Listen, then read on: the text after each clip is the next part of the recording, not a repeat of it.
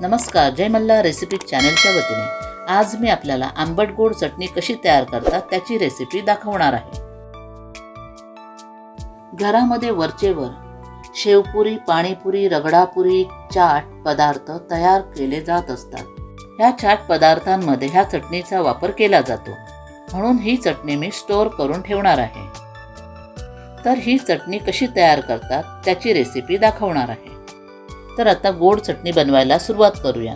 त्याच्यासाठी 400 ग्राम खजूर निवडून त्यातील बिया काढून स्वच्छ धुवून घेतलेला आहे। 400 ग्राम ऑर्गॅनिक गूळ घेतलेला आहे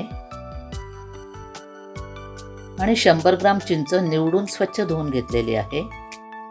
ही आंबट गोड चटणी मी जास्त प्रमाणात तयार करणार आहे, कारण ही चटणी मला स्टोअर करून ठेवायची आहे।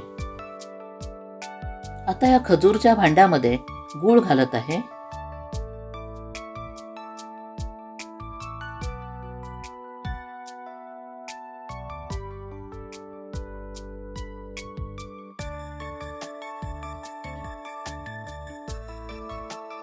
गूळ घालून झाल्यानंतर आता यामध्ये मी चिंच घालत आहे।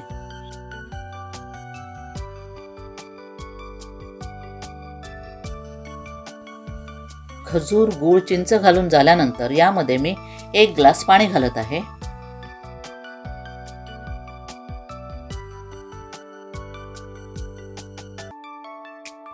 पाणी घालून झाल्यानंतर हे भांड कुकरमध्ये ठेवून 1 शिट्टी करून शिजवून घेत आहे।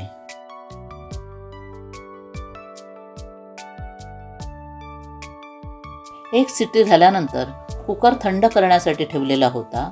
कुकर थंड झाल्यानंतर हे भांड मी बाहेर काढत आहे। खजूर, चिंच, गूळ छानपैकी शिजलेले आहेत। तर आता हे मी मिक्सरमध्ये बारीक वाटून घेत आहे। मिक्सरच्या भांड्यामध्ये खजूर, चिंच, गूळ ह्यांचं मिश्रण ओतत आहे।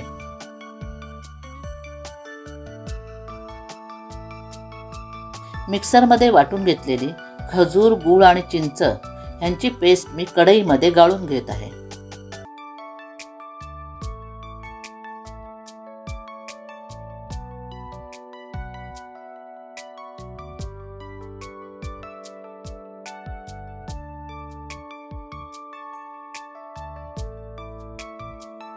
सर्व पेस्ट कढईमध्ये गाळून घेतल्यानंतर आता यामध्ये 2 टेबलस्पून काश्मीरी मिरची पावडर, 2 टीस्पून सुंठ पावडर,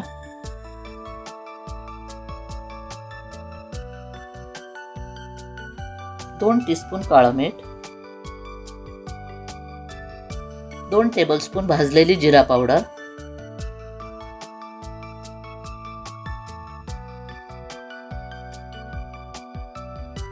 आता हे सर्व मसाले आणि मीठ खजुराच्या पेस्टमध्ये एकजीव करून घेत आहे।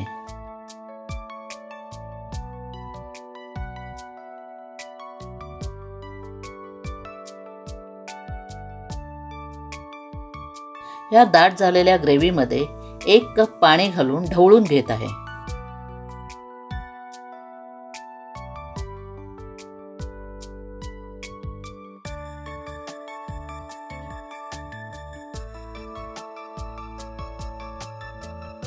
आता हे मिश्रण गॅसवर मंद आचेवर शिजण्यासाठी ठेवत आहे।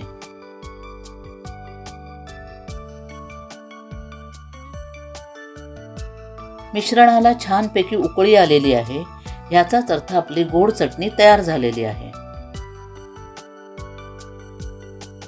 ही चटणी काळजीपूर्वक ढवळावी, कारण ह्या चटणीचे शिंतोडे हातावर उडण्याची शक्यता असते।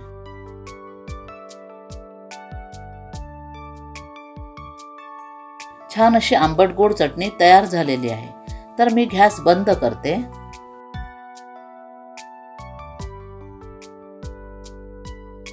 छान अशी दाटसर आंबट गोड चटणी तयार झालेली आहे। ही चटणी मी हवाबंद डब्यामध्ये स्टोअर करून ठेवणार आहे। उत्कृष्ट आणि स्वादिष्ट अशी आंबट गोड चटणी तयार झालेली आहे। आपणही ती करून पहावी आणि माझ्या जय मल्हार रेसिपी चॅनलला लाईक करावं, हाईप करावं, कमेंट्स कराव्यात, शेअर करावं। तसेच नवीन असणाऱ्यांनी माझ्या ह्या चॅनेलला सबस्क्राईब करायला विसरू नये। धन्यवाद.